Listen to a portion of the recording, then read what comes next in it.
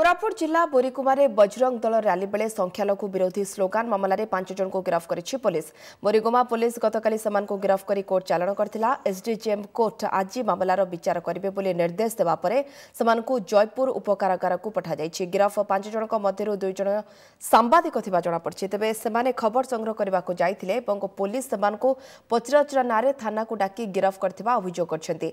अपरपक्षे police अभियोग को खंडन करछि। रैली बेले सेमाने सेठारे थिले एवं स्लोगान देउथबा प्रमाण मध्य थिबा पुलिस कहिछि।